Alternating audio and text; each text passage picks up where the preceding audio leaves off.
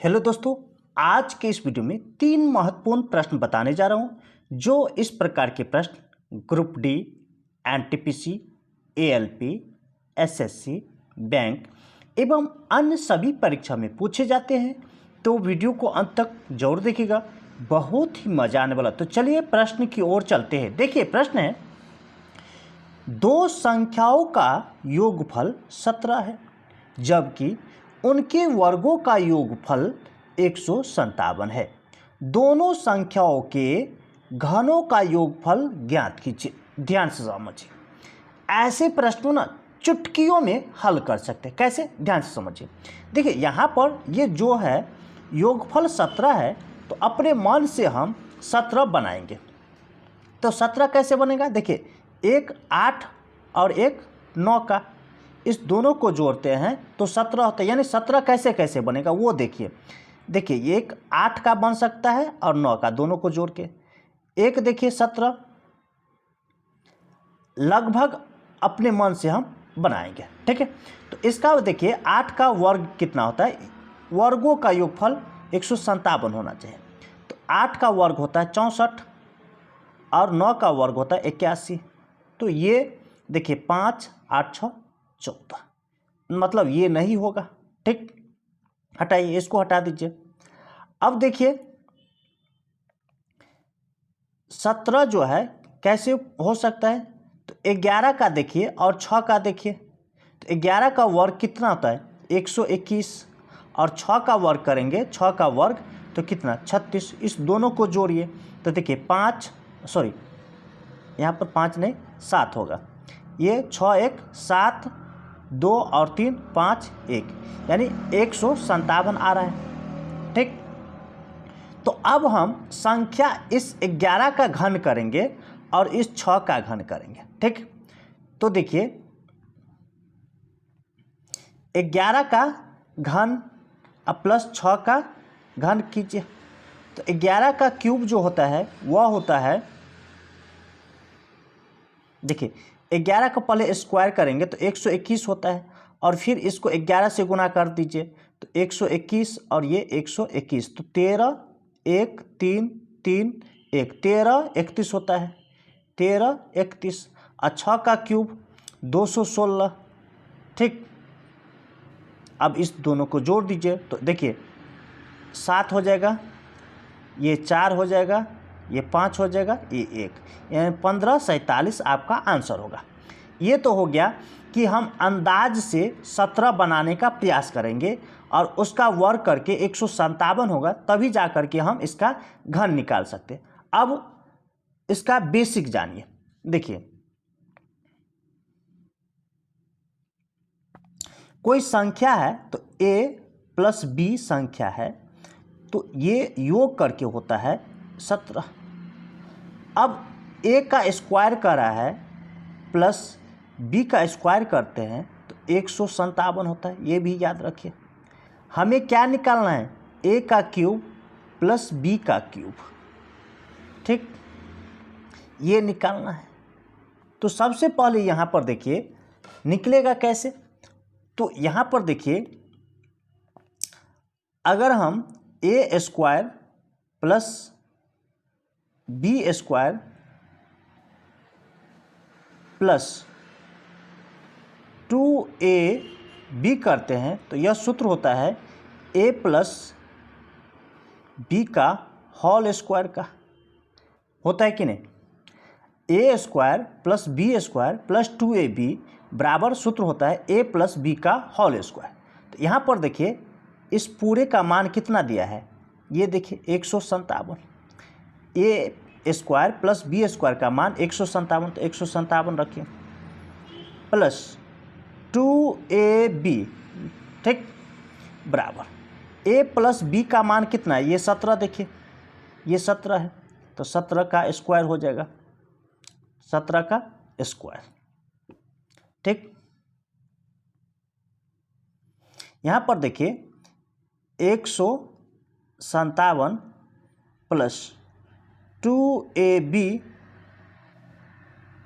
ठीक, बराबर 17 का स्क्वायर करेंगे। तो 17 का स्क्वायर कैसे करेंगे? देखिए यहाँ 17 का स्क्वायर करने के लिए क्या करेंगे, इस 1 का वर्ग कीजिए, तो 1 का वर्ग 0 1 लिखिए। फिर 7 का वर्ग कीजिए, तो 7 सत्ते 49। अब इस दोनों को गुना कीजिए, तो 7 एकान 7, तो 7 एकान 7 और 2 से गुना कर दीजिए तो 14। अब इसे जोड़ लीजिए, तो देखिए 9 8 और ये 289 हो जाएगा, यहाँ पर 289। ठीक, ये 157 उठ के इधर आएगा, 157 इधर आएगा तो माइनस हो जाएगा। ठीक, तो 157 माइनस कर देंगे इसमें से, तो देखिए 9 में से 7 घटाएंगे तो कितना 2, 8 में से 5 घटाएंगे तो कितना 3, 2 में से 1 घटाएंगे तो कितना 1, और ये 2AB, देखिए 2 से ये कट जाएगा, 2 छक्के 12, 2 छक्के 12, तो AB बराबर 66। ठीक, हमें क्या निकालना है, ए क्यूब निकालना है प्लस बी क्यूब का मान, ए क्यूब प्लस बी क्यूब का मान निकालना है। तो कैसे निकलेगा, ध्यान से समझिए। यहाँ पर हम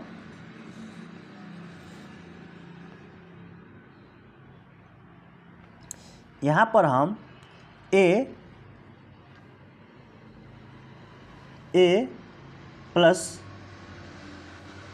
बी का क्यूब करेंगे, तो ये हो जाएगा a cube plus b cube plus 3AB into a plus B.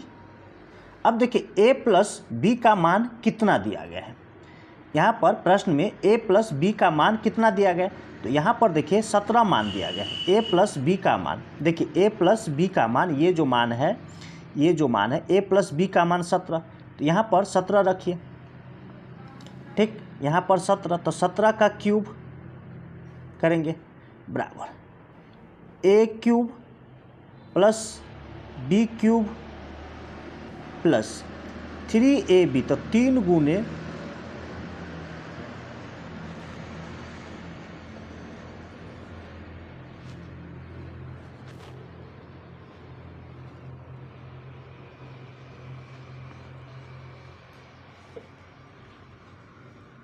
A B का मान कितना है 66 और गुणे ए प्लस बी का मान कितना 17। ठीक, अब देखिए 17 का क्यूब करेंगे, तो 17 का क्यूब कितना होगा, ये देखिए कैसे करेंगे 17 का क्यूब। यहाँ पर देखिए 17 का क्यूब करेंगे, 17 का क्यूब, ठीक है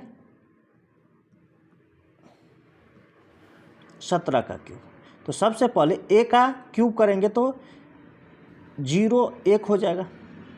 अब देखिए ए स्क्वायर करेंगे, मतलब 1 का स्क्वायर और ये 7 से गुना करेंगे तो 0 7 हो जाएगा।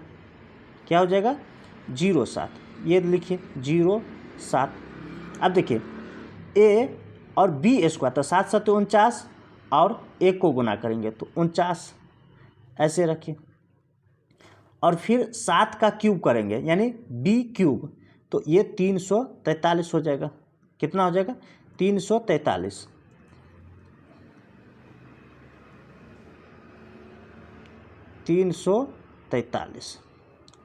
अब देखिए इसको दुगुना करना है, इसको क्या करना है दुगुना, तो 7 दूना 14, इसको दुगुना कीजिए तो 2 9 दूना 18, हासिल 1 2 चौका 8 1 9 98। अब क्या करना है, देखिए ये 3 रखिए, ये 34 जो है 34 यहाँ पर रखिए। देखिए 4 और 9 13 और 8 कितना 21 का 1 हासिल 2, ये 2 यहाँ पर रखिए, 2 3 5 5 4 9 9 9 18 18 यहाँ पर रखिए पहले। अब देखिए 8 7 15 और 4 19 19 का 9 हासिल 1 1 1 रहा, 1 यहाँ पर रखिए 1 और 1 2 1 3 1 यहाँ पर, ये 3 यहाँ पर रख दीजिए, ये 4 हुआ 49 13। कितना हुआ 49 13, ये यहाँ पर लिख दीजिए 49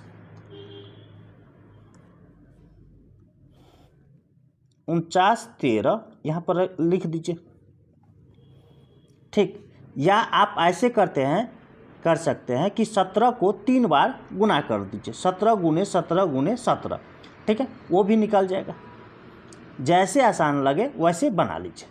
देखिए अब आगे बढ़िए।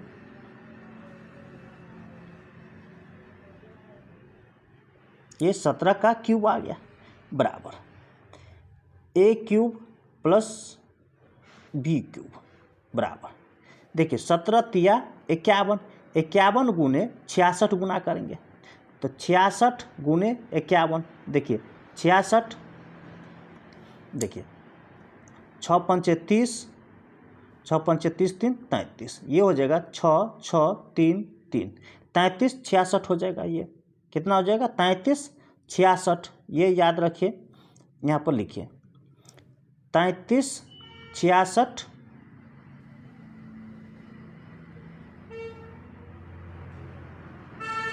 हो गया।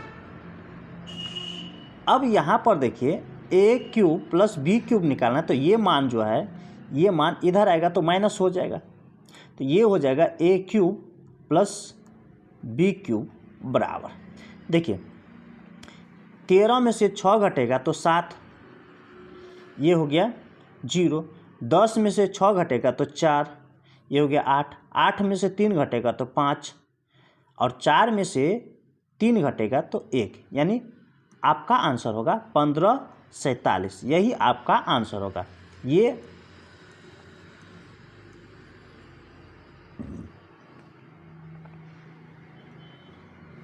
ये आपका डी आंसर होगा। चलिए अगले प्रश्न की ओर चलते हैं। देखिए यहाँ पर ए बी सी एक काम को क्रमशः 12 दिन, 16 दिन, 24 दिन में पूरा कर सकता है। बी और सी ने एक साथ 4 दिन तक काम किया, फिर सी काम छोड़कर चला गया, जिसके स्थान पर ए आ गया। शेष काम कितने दिन में पूरा होगा? यहाँ पर ध्यान से समझिए, ए जो कर रहा है काम वह कर रहा है कितना 12 दिन में, बी उसी काम को कर रहा है कितना 16 दिन में, और एक सी जो है उसी काम को कर रहा है 24 दिन में। तीनों का लघुत्तम लेंगे तो यहाँ पर कुल काम निकल के आएगा, तो तीनों का लघुत्तम हो जाएगा 48। अब क्या करना है, प्रत्येक से भाग देना है, प्रत्येक से, तो एक दिन का कार्य क्षमता निकलेगा। 12 से भाग देंगे तो 4 आ रहा है भागफल, यानी यह ए जो है एक दिन में 4 यूनिट काम कर सकता है, ऐसे समझिए, यानी एक दिन का कार्य क्षमता 4 है। 16 या 48, बी का एक दिन का कार्य क्षमता 3 है, यानी एक दिन में 3 यूनिट काम कर सकता है। सी का हो जाएगा 24 से भाग देंगे तो 2।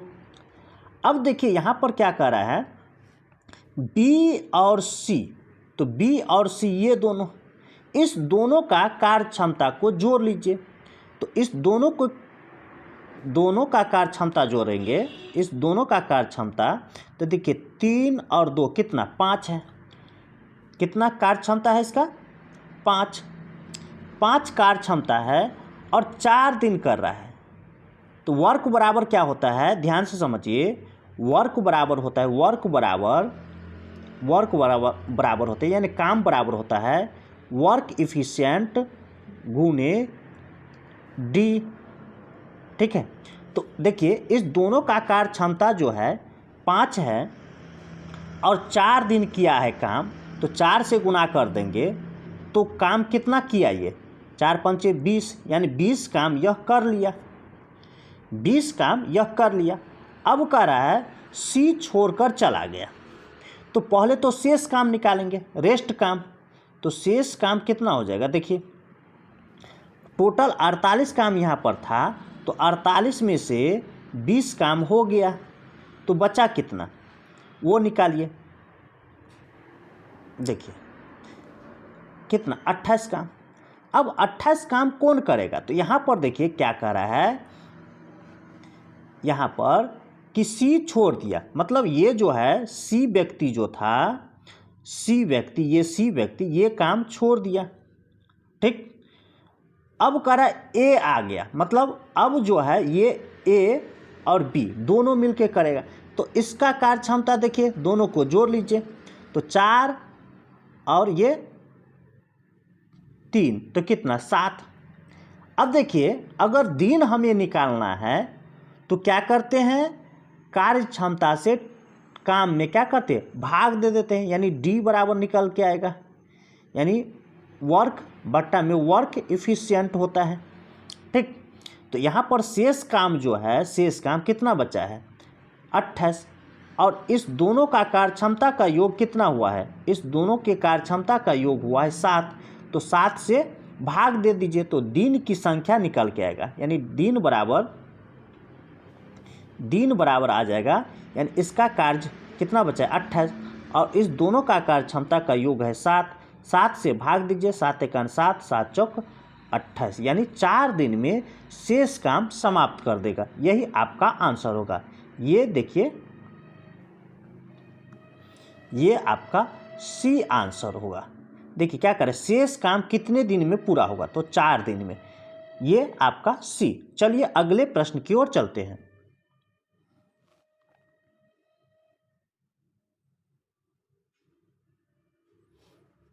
यहाँ पर देखिए, दो संख्याओं का लघुत्तम समावर्त उनके महत्तम समावर्त का 20 गुना है। लघुत्तम समावर्त और महत्तम समावर्त का योगफल 504 है। यदि संख्याओं का अंतर 24 है तो संख्या का योगफल ज्ञात कीजिए। ध्यान से समझिए, यहाँ पर HCF जो है, मान लेते हैं HCF मान लेते हैं x, तो एलसीएम जो है, LCM यह हो जाएगा कितना, देखिए लघुत्तम समावर्त HCF यानी महत्तम समावर्त का 20 गुना, तो ये 20x हो जाएगा। अब कह रहा है कि लघुत्तम और महत्तम का योगफल 504 है, तो दोनों को जोड़ेंगे तो योगफल निकल के आएगा। तो कितना, इस दोनों को जोड़ेंगे तो देखिए 20x और 1x, तो 21x हो जाएगा। यह योगफल होता है कितना, 504 के बराबर। देखिए 21 से काटेंगे तो 21 दूना 42 और 8 पर 4 84, तो 21 चौका 84, यानी x का मान आया कितना, 24। अब यहाँ से हम HCF और LCM आसानी से निकाल सकते हैं। अब देखिए यहाँ पर HCF जो है, HCF यहाँ पर आ गया आपका HCF, x है बराबर x का मान कितना, 24, और LCM ये जो है, ये आ गया आपका, देखिए 20 गुने x, तो 20 गुने x का मान कितना, 24, तो ये हो जाएगा 24 दूना 48, 480, ये आपका हो गया LCM और ये HCF। अब देखिए यहाँ पर संख्या का अंतर दिया गया है और योगफल हमें निकालना, तो कैसे निकालेंगे, तो देखिए एक संख्या मान लेते a होगा और एक संख्या b, इस दोनों का अंतर जो है a माइनस b, यानी a बड़ा होगा b से। तो यहाँ पर देखिए इसका योग अंतर जो है 24 है, कितना है 24, और हमें निकालना है क्या, a प्लस b निकालना है, ये मान निकालना है, क्या निकालना है, a प्लस b, यानी योगफल निकालना है। यहाँ पर देखिए संख्या का योगफल, तो कैसे निकालेंगे,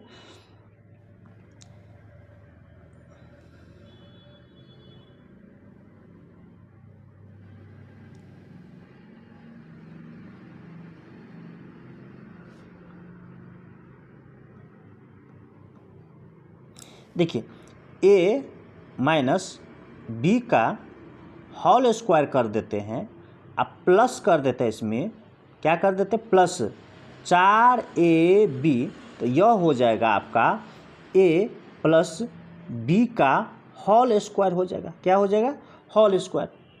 ठीक, अब देखिए a माइनस b मतलब कितना, ये 24 रखना है, यहाँ पर ये मान 24 है, तो 24 का स्क्वायर, अब प्लस 4 गुने ए बी का मान, अब कहाँ से आएगा, तो देखिए ए बी मतलब हो गया संख्या का गुणनफल, और हम जानते हैं कि संख्या का गुणनफल होता है HCF और LCM के गुणनफल के बराबर। तो यहाँ पर देखिए, यहाँ पर LCM कितना है 480 और HCF कितना है, ये 24, तो इस दोनों को गुणा कर देंगे, यानी LCM और HCF का गुणनफल संख्या के गुणनफल के बराबर होता है। तो यहाँ पर हम 24 गुने 480 लिख सकते हैं। ये बराबर हो जाएगा a प्लस b का होल स्क्वायर। ठीक, अब देखिए 24 का स्क्वायर होता है 576 प्लस इस तीनों को गुना करेंगे, इस 4 गुने 24 तो 96 और 48 को गुना करेंगे। ठीक है,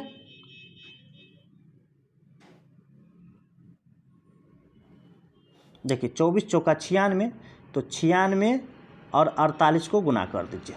देखिए 8 छक 48 का 8 हासिल 4, 72 और 4 76, 4 छक 24 का 4 हासिल 2, 4 छक 24 का 4 छक 24 हासिल 2, 36 2 38। ठीक,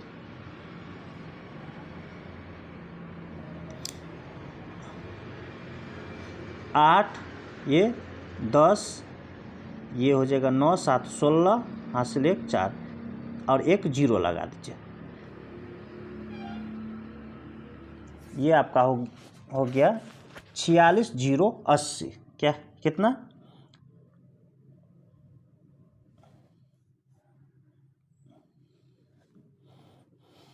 46 0 80। ठीक, बराबर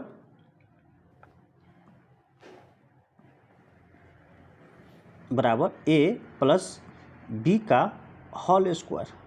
अब इस दोनों को जोड़ दीजिए तो ये हो जाएगा 6 8 7 15 का 5 हासिल 1, ये 6 6 4। अब देखिए ये स्क्वायर हटेगा तो ये रूट अंदर आ जाएगा, बराबर a प्लस b। ठीक,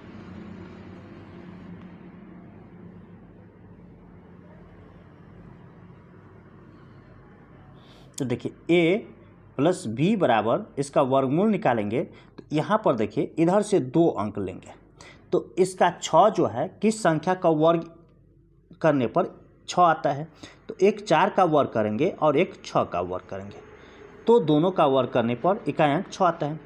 अब देखिए इधर जो है 466 तो 21 का वर्ग करेंगे, ठीक है, और एक 22 का वर्ग, तो 21 का वर्ग होता है 441।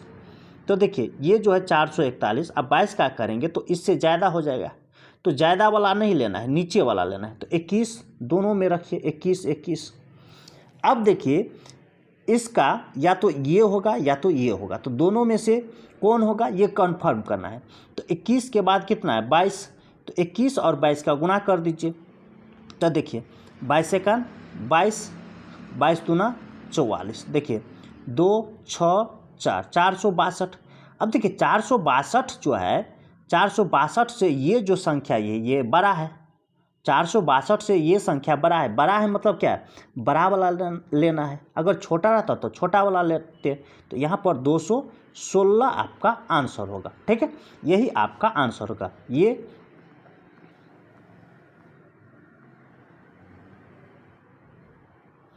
देखिए बी आंसर होगा। इसी तरह का ट्रिक पाने के लिए हमारे चैनल को सब्सक्राइब कीजिए, लाइक कीजिए और अपने दोस्तों के साथ शेयर जरूर कीजिए। फिर मिलते हैं अगली वीडियो में, तब तक के लिए धन्यवाद।